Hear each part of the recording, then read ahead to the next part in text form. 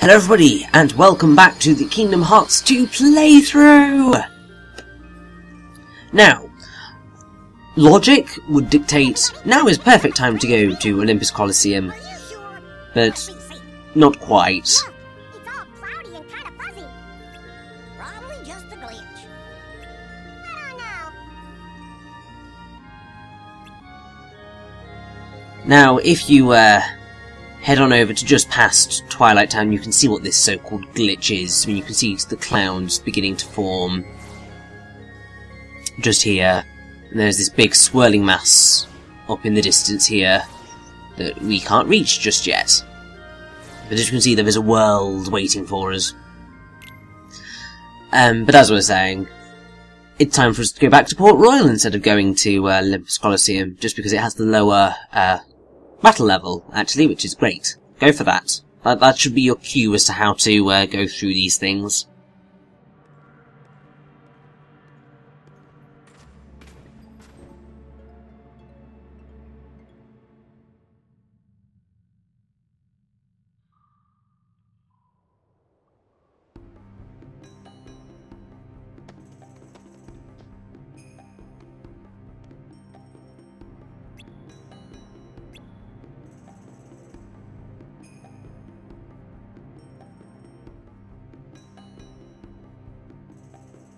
So, we're back. Still have absolutely nothing interesting to say about Port Royal, other than it's very grey and boring. And I really want some slightly more colourful worlds in the next Kingdom Hearts game. Please never, ever return to this. It's like, I love the original Pirates of the Caribbean trilogy. It's great. It's a lot of fun. But please never come back here in Kingdom Hearts. Or if you do, just sort out the colour and the art style, blend them together. That's just the way it has to be. Jack! Sora, some assistance? That's Sora, Donald, and Goofy. Will you leave a mate to perish? Aye, aye.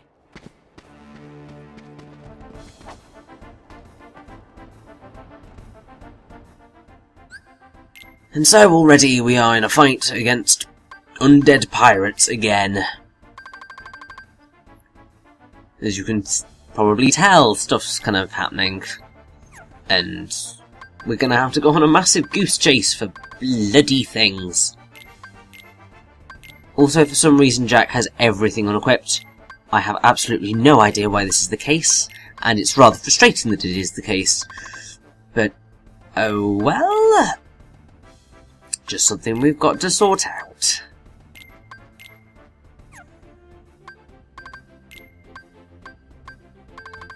I might as well do it now whilst... Just before we go into battle, because, you know, it's the way things have to be.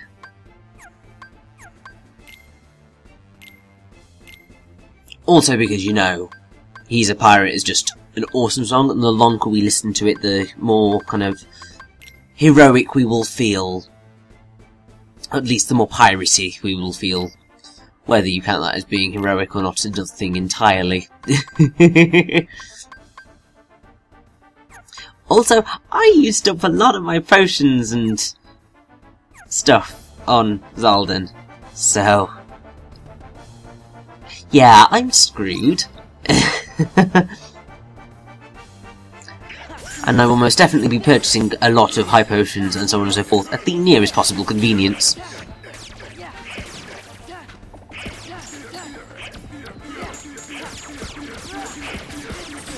But basically the gimmick of our return visit to Port Royal is going to be moving around on the pirate ship and going to uncharted islands to search for treasure. And by treasure I mean things that have been stolen that we need to recover because it's necessary.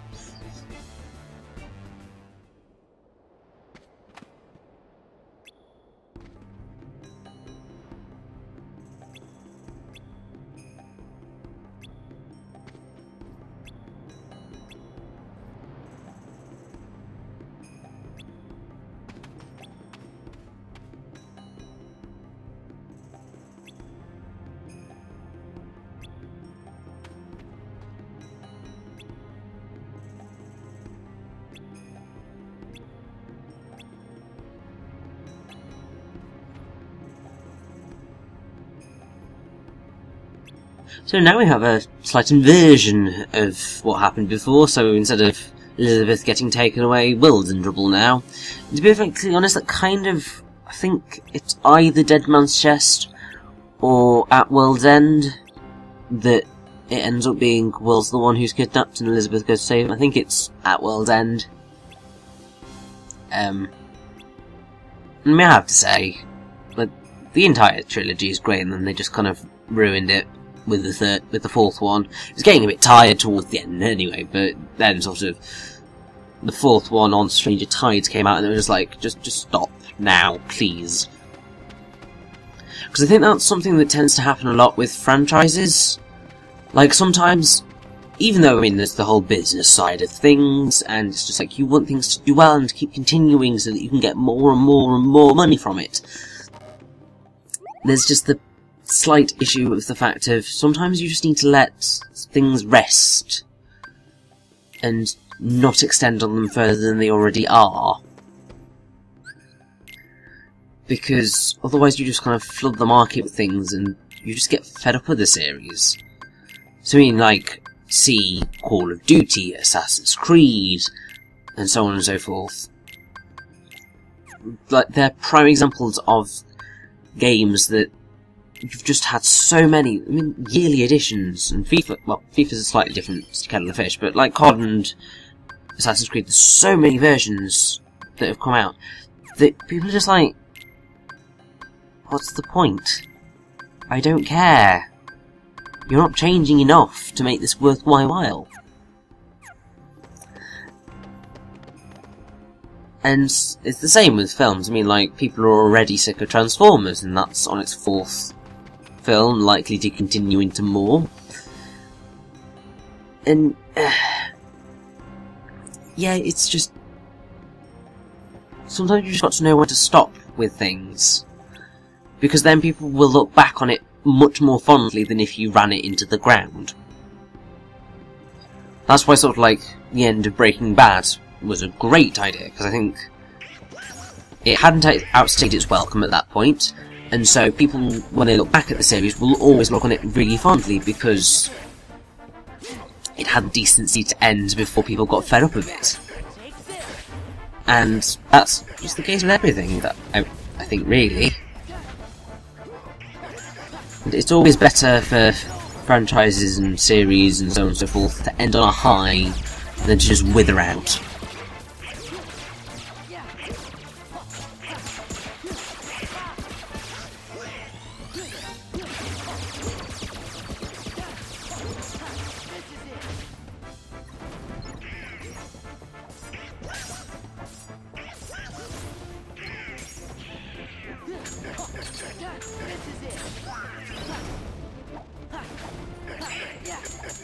I have to say, sort of, even though I really think the idea behind beating up the undead pirates is a great one, it can just get a little bit tedious. I may have already mentioned it when we first encountered them, but just bringing it up now because literally brain is just fried. Seems to be the same thing that happens every year, well, every term, really. Get to the end and I'm just like, I don't care anymore. This term has outstayed its welcome. You see. Thinking back. Looking forward somehow. The interceptor off the starboard bow! Will! Stop that, Jack! We've got to rescue him!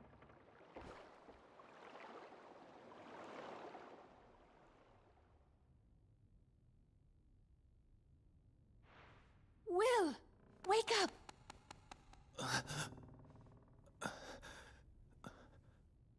Elizabeth, What happened? the medallions, and the stone chest. Someone's taken them. Next thing I knew, we were attacked. But I couldn't see who it was. His face was shrouded in a black hood. The organization. We found a way out of the cave. But the villains sent a horde of terrible creatures after us. I've never seen their likes before. I think I'm the only one who made it back to the ship. Will, Elizabeth, I feel rather...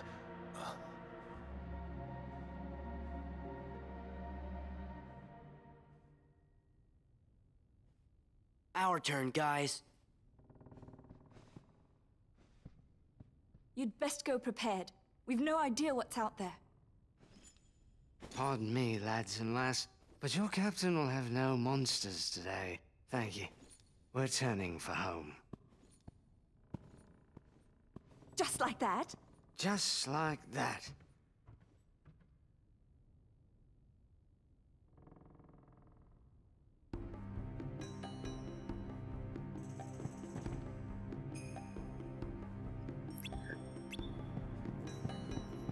Now, I do like that they did actually leave Will on the floor, because, I mean, considering what this game sometimes does with its attention to detail, he could have just been up and walking, and would have had a conversation with him there, but they did keep him on the floor.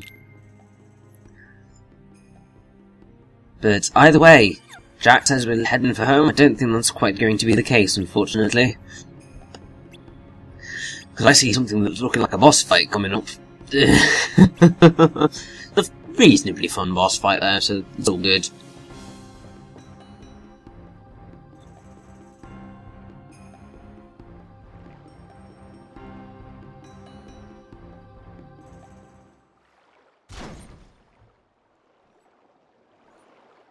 Don't remember inviting you. So it was the organization. We'll handle this. Huh? Of course it was the organisation Sora, get with it. Men's hearts, drawn to these cursed medallions, and this heartless, a veritable maelstrom of avarice. I wonder, are they worthy to serve Organization 13? And you want an answer now? Precisely.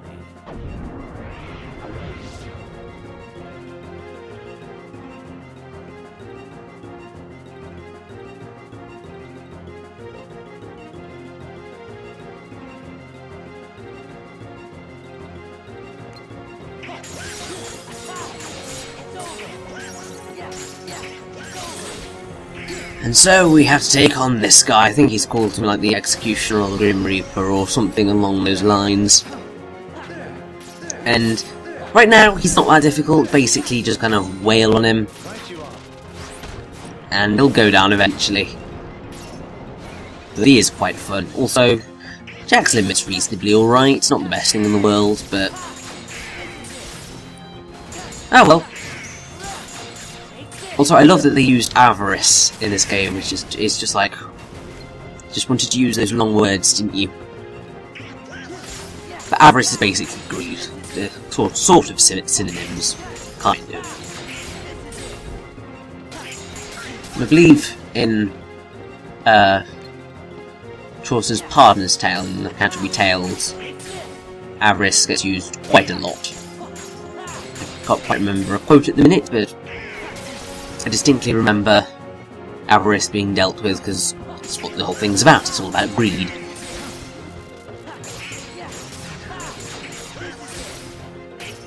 Also, this guy really doesn't do much now, but he's going to be a relatively frustrating boss come the end of the world.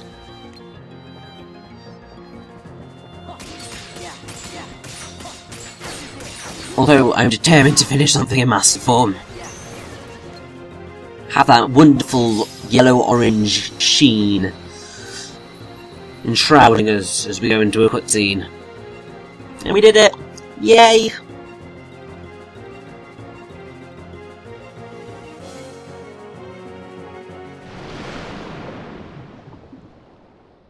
Oh boy! Not over yet.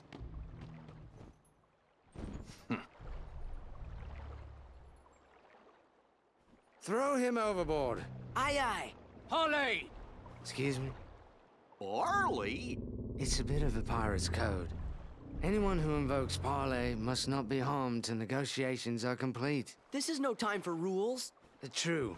But as we're honorable pirates, we should always stick to the code. Alright, you. Out with it. I surrender the chest with my humblest apologies. Rather accommodating of you, mate. And for that you want... Just a few souvenirs. For the memories. Huh? Oh no! We can't stop the curse unless we got all the medallions! Our friend's about to learn what it means to cross a pirate. Oh.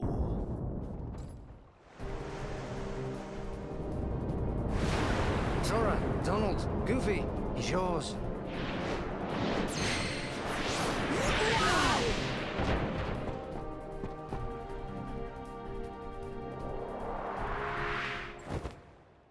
Fire!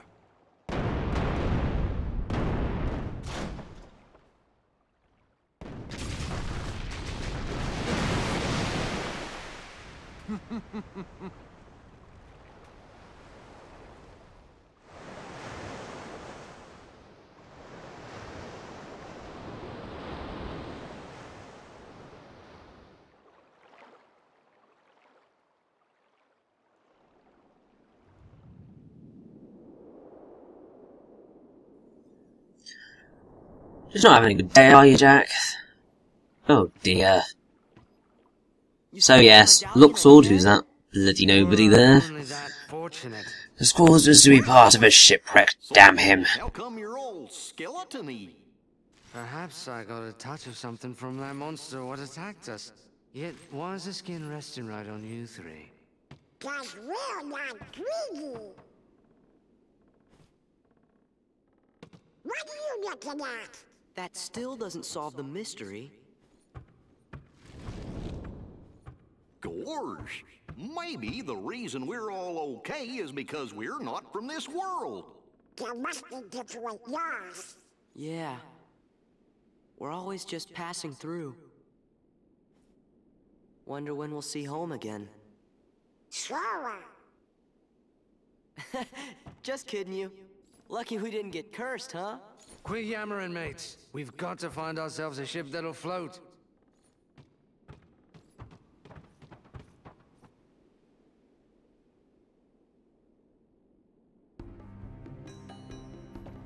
Yeah. Now, as we move onward, what happened in that cutscene there brings up a rather peculiar question. So in the first game, there was the whole thing of you can't meddle in the worlds of others. And you can't tell people you're from another world, because it's an inherently bad idea. Yet to this game, however, and they seem to have completely forgotten that, they're quite happy to meddle, and it's only kind of in this second visit to Port Royal that they kind of bring up the, oh yeah, from different worlds. Oof, that may be why things are slightly different. Completely forgetting, you know, the whole magic clothes thing that would kind of prevent that sort of stuff from happening. But it is odd that they kind of did just drop that whole little thing of narrative importance so quickly for this game. I guess it's because they have been to a lot of the worlds before, so people know that, kind of know at this point. And they just maybe felt, oh, you know what, can't be bothered to try and hide it from everybody. So as long as we don't say anything, then we'll be fine. That might be the logic, perhaps. I don't know.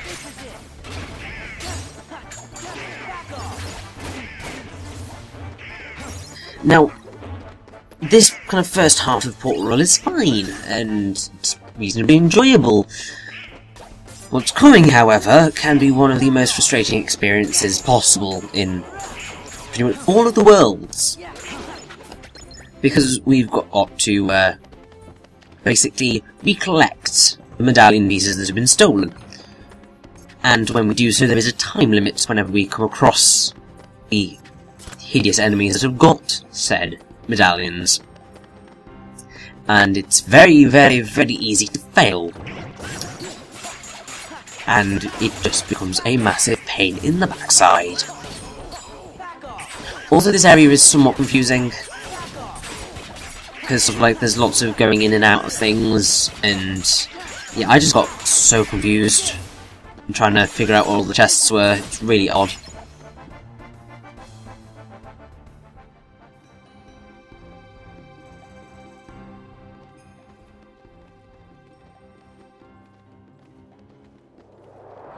Look!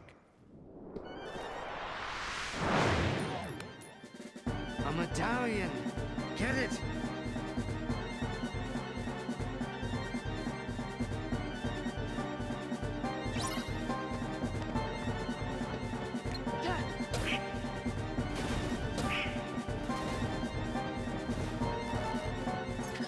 And here we have a summoner, I believe it is. Basically, it's one of Luxord's nobodies, and while there is not a time limit here right now, when we come to face the other summoners, there will be. And that just makes this so frustratingly painful if you aren't careful. It's not even like the summoners are difficult to defeat, it's just that you are given a time limit to locate them and kill them, and that's just not nice at all. 3 more to go. How do you know? A pirate must have a keen eye, else he won't be sailing free for very long. Savvy? What? What's that?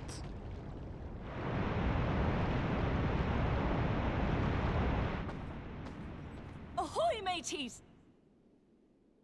Ridiculous imitation, and yet I'm flattered.